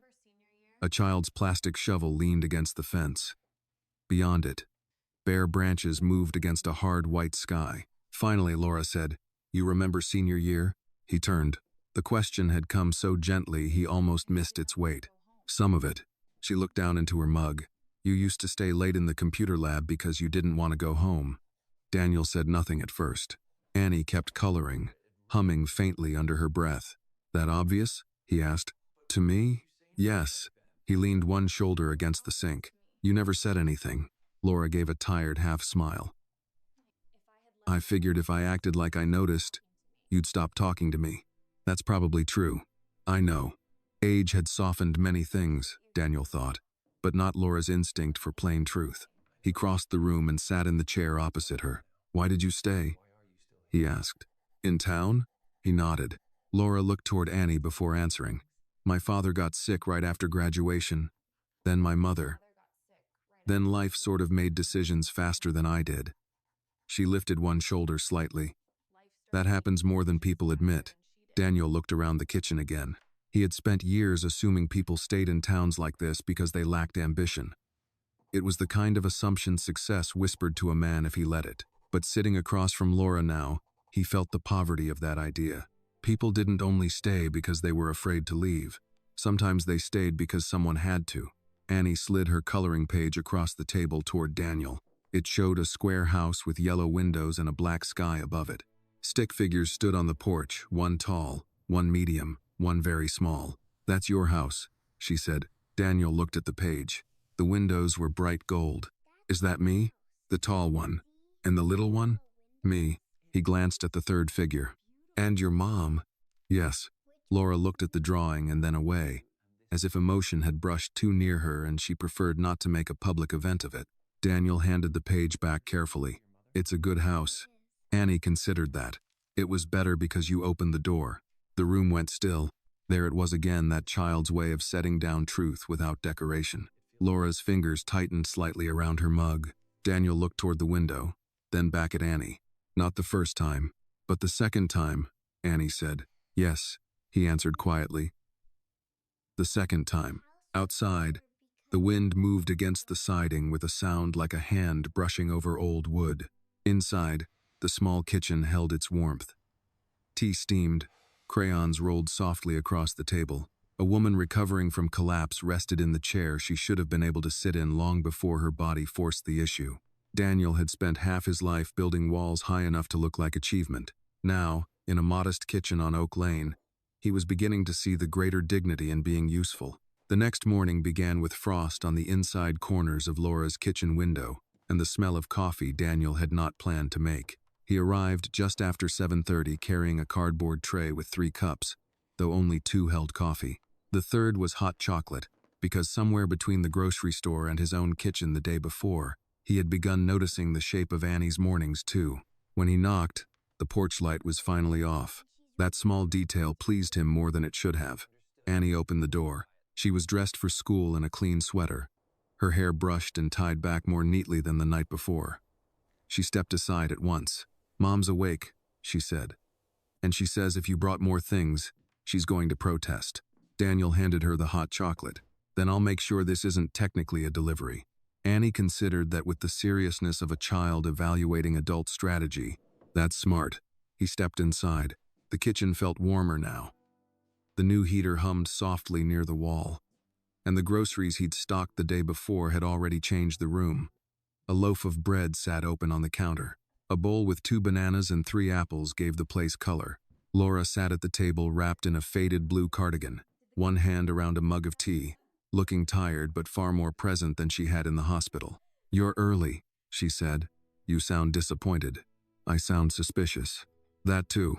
He set the coffee on the table and took the seat across from her without asking, the way one only did in a house that had begun, somehow, to make room for him. Laura nodded toward the cups. "You really don't have to keep doing this." "I know. You say that every time." "Because it remains true every time." Annie climbed into her chair and carefully unwrapped the lid from the hot chocolate. She looked from one adult to the other and said nothing. Daniel had started to suspect she understood more about tone than either of them meant to reveal. Laura took a cautious sip of coffee, and Daniel watched some of the strain leave her face on instinct alone. "That good?" he asked. She looked down at the cup, then back at him. "It's coffee I didn't have to make after sleeping more than 4 hours. So yes, it's good." That answer belonged to a particular kind of American adulthood, he thought. The kind that measured comfort not by luxury but by the absence of one more task. He glanced at Annie. "You ready for school?" Annie nodded. "Miss Harper said if I'm late, I still have to do spelling." "That sounds like a personal rule," Daniel said. "It is." Laura almost smiled. Daniel reached into his coat pocket and pulled out a folded paper. "I made a call this morning." Laura's face changed immediately. "Not fear. Guard." "What kind of call?" "The kind that doesn't change anything you've already agreed to," he said. "I asked someone in town about office work. Daytime, seated, better pay than cleaning contracts, regular hours." Laura stared at him. "Daniel," I said, asked, not arranged. Annie took a sip of hot chocolate, apparently satisfied that this was not an emergency. Laura set down her mug carefully. "You don't get to redesign my life because I passed out once." "No," he said calmly, "but I can mention an opening when I hear about one." She held his gaze. This was where many people went wrong with help. They mistook urgency for authority. They assumed generosity gave them editing rights over another person's dignity. Daniel knew that, or was at least trying to. "I'm not trying to manage you," he said. "I'm trying to widen the hallway a little. That's all." The tension in Laura's shoulders eased a fraction. "That line would have worked on me in high school too," she said. "It probably would have taken me 3 tries back then." 4. He accepted that with a small nod. Annie slid off her chair. "I need my library book." "It's in your backpack," Laura said. "No, that's the red one. I need the dinosaur one." She disappeared down the hallway before either adult could respond. Daniel looked at Laura. "How are you really?" She leaned back in her chair, tired enough to answer honestly. "Still weak. Still embarrassed. Still trying to calculate how long I can afford to obey my doctor." He nodded. "And how long is that? If the electric bill takes its usual amount and nothing else breaks this month?" "Maybe 5 days." Daniel glanced toward the stack of mail on the counter. He had respected her boundary yesterday and left the envelopes untouched. But boundaries did not erase what they represented. Laura followed his gaze. "I know what those are," I assumed. She looked down at her hands, then out the window for a moment. The morning light lay thin across the backyard fence, catching on frost that had not yet melted in the shade. "When my husband died," she said quietly, "I learned something nobody tells you when you're young." Daniel said nothing. "They tell you grief is emotional. It is. But they don't tell you how administrative it is." Her fingers tightened slightly around the mug. "Forms, bills, school papers, insurance calls, broken appliances, groceries. You don't just miss a person. You inherit 100 daily responsibilities, with nobody left to split them." Daniel looked at her more carefully then. He had known, in broad terms, that Annie's father was gone. But broad terms were often where comfortable people kept hard truths so they could feel informed without being pierced by detail. Laura went on, her voice even. "At first, everybody helps. Casseroles, church ladies, neighbors saying call if you need anything. Then time passes, and one by one they go back to their own lives." She gave a faint, humorless smile. "Which is fair. Everybody's carrying something." Daniel thought of his own life after loss, though of a different kind, and the well-meaning people who had offered him privacy, as if it were the same as care. He had accepted it, because privacy suited him, but privacy also had a way of hardening around a man until he called it independence. Annie returned with 2 books and her backpack half-zipped. "Found them. Good," Laura said. Daniel stood. "I can drive her." Laura began to object on reflex. He saw it in the first lift of her posture. Then she stopped. "You don't have meetings?" "I moved them." "Because of one school drop-off?" "Because I'm 40, Laura." At this age, if a man can't rearrange a meeting, he's not successful. He's trapped. That got a real smile out of her. Quick and tired, but genuine. Annie looked between them. "So, yes?" Laura nodded. "Yes, but straight there. No donuts." Daniel raised an eyebrow. "That sounds oddly specific." She knows why. Annie looked innocent in the way only children and practiced defense attorneys ever truly could. The drive to the elementary school took less than 10 minutes. Children crossed the sidewalk in bright jackets and backpacks too large for their shoulders. A crossing guard in a reflective vest blew a whistle at a parent who ignored the drop-off lane. Teachers stood near the entrance, greeting students by name with the focused cheerfulness of people who had not yet run out of Tuesday. Daniel pulled up near the curb. Annie unbuckled, then paused. "Will you be here later?" He looked at her in the rearview mirror. "Yes." She nodded, satisfied, and reached for the door. Then she looked back once more. "You really do open the door different now." Daniel held still. Children, he thought again, never wasted a good truth. When she was gone, he sat in the school lane a second longer than necessary before pulling away. He didn't drive back to Maple Street immediately. Instead, he went downtown to an older brick building above the hardware store where a small accounting office occupied the second floor. The owner, a widow named Jean Holloway, had handled taxes for half the town for nearly 30 years and knew more private financial history than most pastors. Daniel had met her through a charity board. She was competent, discreet, and allergic to nonsense. When he stepped into her office, she looked up over bifocals and said, "Mr. Carter, you're either in trouble or trying to solve some." "Second one." Jean set down her pen. "That's usually the more expensive kind." He almost smiled. "I'm looking for work for someone. Smart, organized, reliable, needs seated hours and decent pay." Jean studied him. "Temporary? Maybe not. Desperate? Proud?" Jean nodded as if that explained far more. "Those are often the people worth hiring," she said. Then, after a beat, "Who is she to you?" Daniel thought of the hospital room, the small kitchen, the girl who had knocked twice, the woman he had once known before. Life narrowed and widened them in different directions. He answered with the truth available to him. "An unfinished part of my life that showed back up at my door." Jean leaned back in her chair. "Well, that sounds inconvenient." "It is." "And?" Daniel glanced out the office window at Main Street below, where people moved along the sidewalk, carrying dry cleaning, coffee, hardware bags, prescriptions, ordinary lives in ordinary weather. "And I think I'd like to do right by it." Jean was quiet for a moment.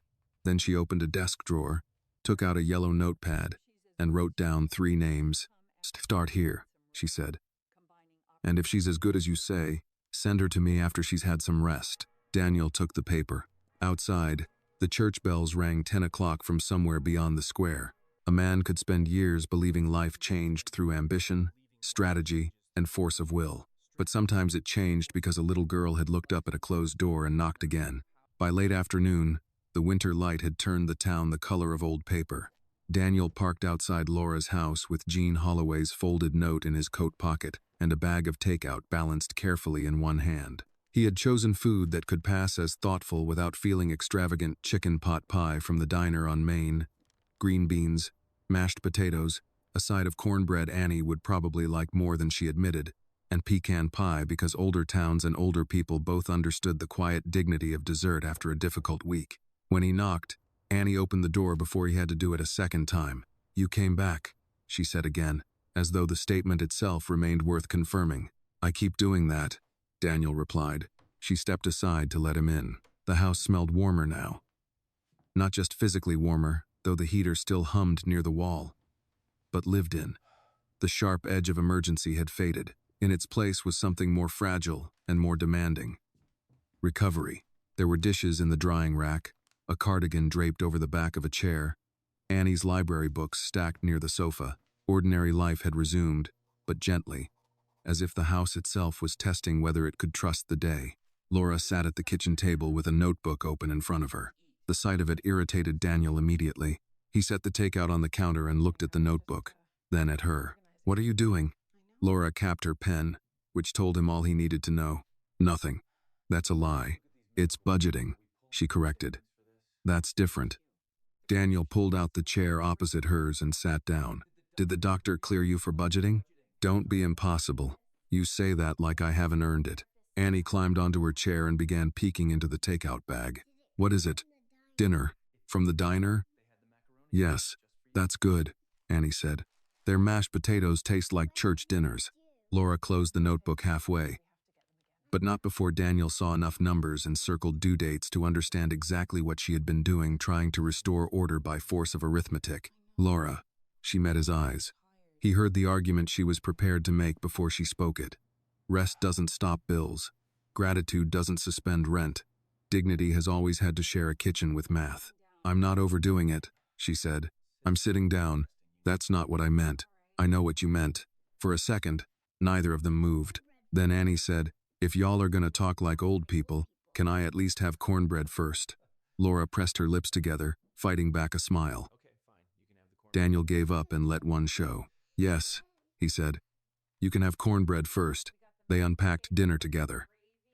Daniel plated the food because Laura was still moving, like someone whose body had not fully decided to forgive her. Annie carried napkins with solemn importance. Soon, the three of them sat around the small kitchen table with the kind of meal that made a room feel less temporary. For a while, they just ate. Older people knew the value of that too. Not every silence needed to be corrected. Some were better honored. Annie was the first to speak. "Miss Harper asked why I was absent this morning." "What'd you tell her?" Laura asked. "That you were in the hospital, but now you're not." Laura nodded. "That's enough." And then she said I was very brave. Laura looked down at her plate for a moment before answering. "Well, she was right." Annie accepted that as a matter settled. Daniel cut into the pot pie and listened to the soft sounds of forks, plates, the heater, the old refrigerator humming. There was nothing dramatic about the moment, and yet it carried more weight than some boardrooms he had sat in with millions of dollars at stake. Maybe because this was real in a way polished places often were not. After dinner, Annie carried her plate to the sink and announced she would be in the living room with her books, unless somebody needed me for a serious grown-up reason. Then she disappeared, leaving the adults with the sort of privacy children learned to grant when life had required them to grow observant too soon. Daniel waited until he heard the soft turn of a page from the next room. Then he reached into his coat pocket and placed Jean Holloway's folded note on the table. Laura looked at it but didn't touch it. "What's that?" "A few names, offices in town, seated work, bookkeeping support, scheduling, intake, that sort of thing. Decent pay, regular hours." She leaned back slightly. "You move quickly." "I've been accused of that. I'm sure by people who say it with less admiration than they pretend." "That too." Laura still did not reach for the paper. Daniel watched her carefully. She was not refusing because she lacked interest. She was refusing because acceptance changed things. It introduced dependence, possibility, obligation, three things pride preferred to keep behind separate doors. "You don't have to decide tonight," he said. "I know, but you should look." Laura lowered her eyes to the note, then finally picked it up. Her fingers unfolded it with more caution than the paper deserved. Jean Holloway, Karen Bell Accounting, Street, Matthews Community Office. She read each name quietly. "Jean Holloway," she said. "My mother used her for taxes. She said she remembers your family." Laura gave a small exhale. "That town never forgets anything." "No," Daniel said. "It just waits until your life circles back around." She looked up at him then, and something softened in her expression. That sounded older than 40. "I've had a long week." She almost smiled again. From the living room came Annie's voice. "Mom?" "Yes, baby? Can Mr. Carter read this book?" Daniel turned slightly. "Which book?" "The dinosaur one." "But you have to do the voices right." Laura shook her head faintly. "You can still say no." Daniel stood. Apparently I can't. He found Annie cross-legged on the living room rug with the library book open in her lap. She handed it up to him without ceremony. Daniel sat in the armchair nearby, a chair he had never sat in before, and began reading about a very dramatic triceratops with more commitment than any sane man should have given the assignment. Annie corrected two of his voices. Laura, from the kitchen doorway, watched the scene with one hand around a mug of tea. By the third page, Daniel became aware of something he had not felt in a very long time. Ease. Not the ease of luxury, not the ease of being obeyed, admired, or left alone. Something older, simpler. A room where no one expected him to perform success. A child who only cared whether the triceratops sounded properly offended. A woman in the doorway who knew versions of him that had existed long before headlines and board appointments. When the book ended, Annie nodded in approval. You did better than I expected. Daniel handed the book back. That sounds suspiciously like praise from your mother. It is. Laura laughed softly then, and this time the sound did not catch in her throat. Later, after Annie had gone to brush her teeth and change into pajamas, Daniel stood by the front door, putting on his coat. Laura came down the hallway slowly, stopping a few feet from him. The house had gone quiet again, in the best way, lamplight low, dishes drying, a child settling in for the night.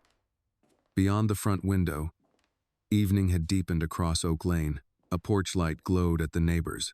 Wind moved faintly through the bare branches overhead. Laura held Jean's folded note in one hand. I'll call her tomorrow, she said. Daniel nodded once. Good. A pause followed. Then Laura said, You know this can't become a habit. What can't? You rescuing us every time life gets mean. He looked at her for a long moment. I'm not trying to rescue you. No. He settled his hand on the doorknob. I'm trying to make sure you get the chance to stand back up properly. Laura absorbed that in silence. For older people, the difference mattered. Rescue could humiliate, but a steadying hand offered at the right moment could preserve something essential. Her voice, when she spoke again, had gone quieter. In high school, people thought you were going to leave this town and never look back. I did leave. That's not the same thing. Daniel glanced toward the living room where Annie's book now rested crookedly on the cushion. No, he said. I guess it's not. Laura looked at him in a way that asked nothing and understood too much. Good night, Daniel. Good night, Laura. He stepped out onto the porch. The cold met him at once, clean and sharp. He walked to his SUV, then stopped with his hand on the door and looked back at the house. The porch light glowed above the steps. Through the curtains, he could see the softened gold of the living room lamp. A small house. A tired house. A house that had nearly lost too much because one woman had kept going past the point where she should have had help. But tonight it looked steadier. Not fixed. Steadier. Daniel got into the SUV and sat for a moment before starting the engine. There are times in life when a man begins to understand that success was never supposed to end with him. That money, influence, and distance only become wisdom if they eventually circle back into usefulness. He had spent years building a life no one could interrupt. Now, for the first time in a long time, interruption felt a lot like purpose. The town noticed before anyone said anything out loud. Not because small towns were magical. They weren't.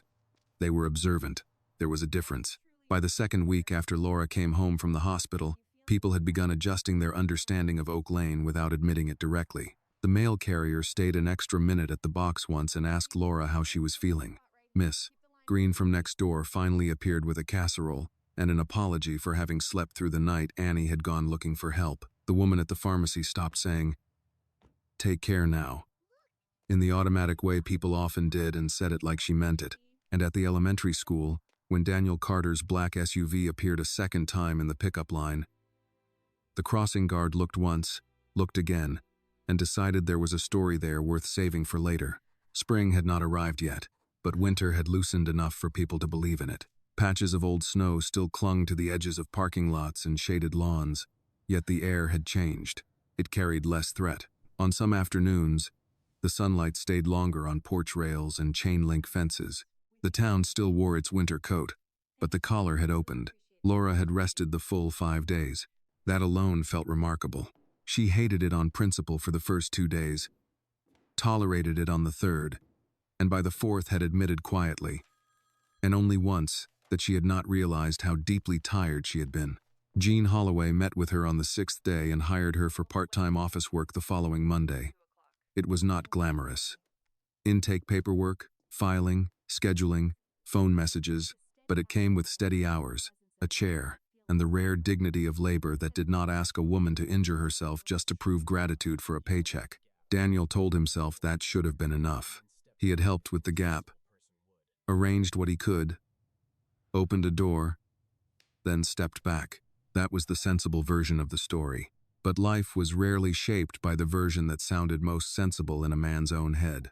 On a clear Thursday evening, Daniel stood in his kitchen on Maple Street, looking at the lights reflected in the windows.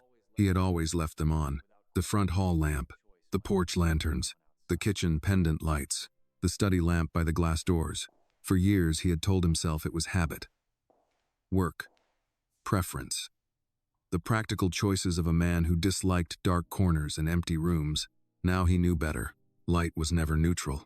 It either welcomed or warned, invited or excluded, testified or hid. Daniel poured himself coffee he did not really want and stood by the counter, listening to the quiet of the house.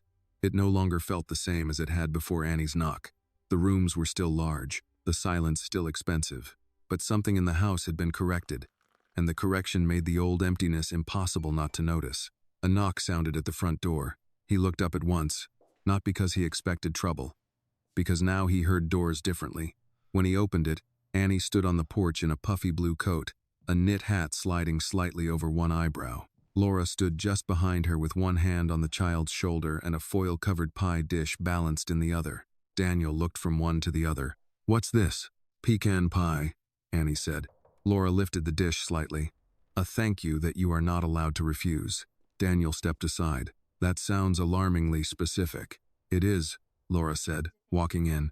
"Older women in this town have been enforcing dessert diplomacy since before either of us were born."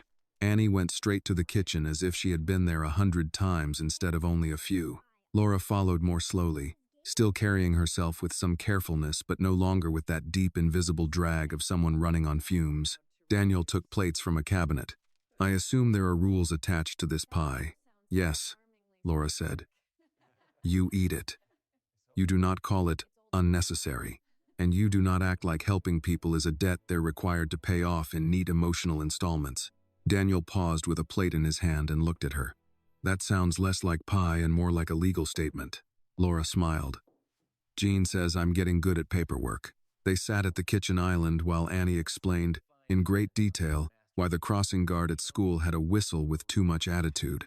Laura had worked 3 full days at Jean's office and already brought home stories about overdue tax folders, church volunteers who missed appointment times by exactly 17 minutes every year, and the strange calm that came from work not trying to break her back.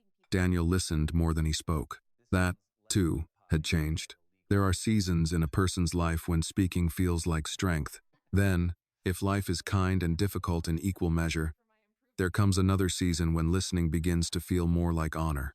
After pie, Annie wandered into the study and returned holding the old library dinosaur book Daniel had accidentally left in the back seat days ago. "You still owe this voice one more try," she said, flipping to a marked page. Laura leaned against the doorway with her arms folded, watching as Daniel read 3 pages in a voice that made the Triceratops sound mildly insulted by civilization. Annie laughed. Not loudly, not wildly, just the clear, easy laugh of a child who had reached the far side of fear and found ordinary life still waiting there. When the reading was done and the plates were empty, Laura stepped out onto the front porch with Daniel, while Annie stood inside examining the framed photographs in the hall. The evening air carried the faint, wet scent of thawing ground. Across Maple Street, porch lights glowed in steady rows. Somewhere farther down, a dog barked once, then settled. Laura looked out over the street. This house makes more sense now. Daniel leaned one shoulder against the porch post. Because of the pie, because it sounds used. He let that sit. Inside, Annie's voice drifted through the foyer. "Is this you when you were little?" "No," Daniel called back. "That's me, looking uncomfortable at a fundraiser." Laura laughed softly, then quiet settled between them. Not empty, just full enough to matter. "You know, Laura said after a moment. For years, I told Annie that if anything ever went wrong, she should go where there was light. Daniel turned slightly. Why? Laura looked down at her hands, then out again at the street. Because darkness lies, she said. It makes people believe they're alone. Light doesn't solve everything, but it tells the truth about where to knock. He thought about the first night then.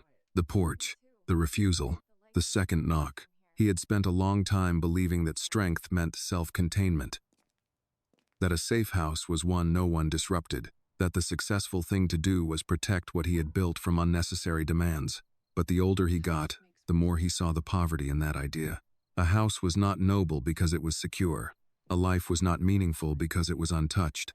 The best things in this country, the things older Americans still recognized when the noise died down, were rarely built out of comfort alone.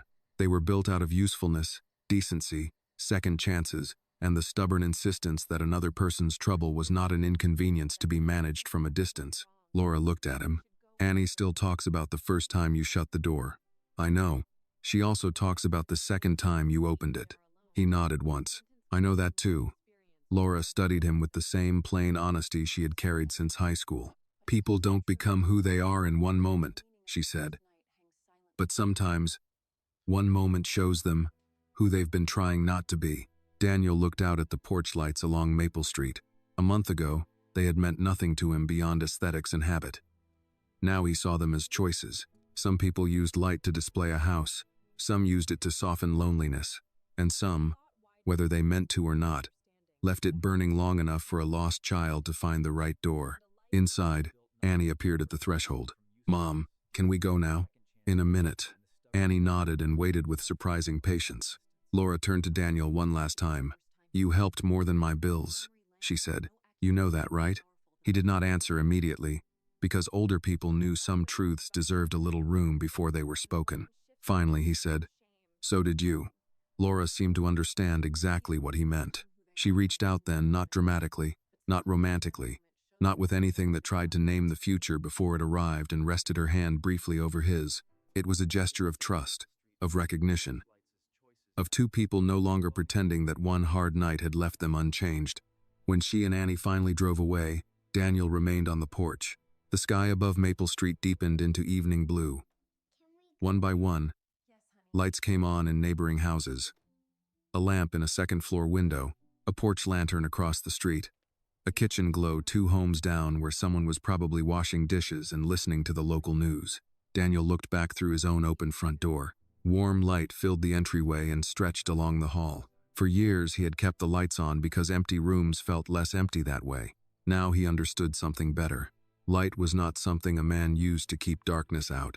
It was something he kept burning so that when life arrived cold, frightened, and needing mercy, it would know exactly where to knock. This story reminds us that kindness often begins with a simple choice: to open the door instead of turning away. In life, many people carry silent burdens, exhaustion, grief, financial struggle, or loneliness, and sometimes all they need is one person willing to notice and care. Daniel's greatest change did not come from his wealth, but from his willingness to respond when a child asked for help. The story teaches that true strength is not measured by success or independence, but by compassion, responsibility, and the courage to stand beside others when they are vulnerable. A single act of empathy can change not only someone else's life, but also the direction of our own.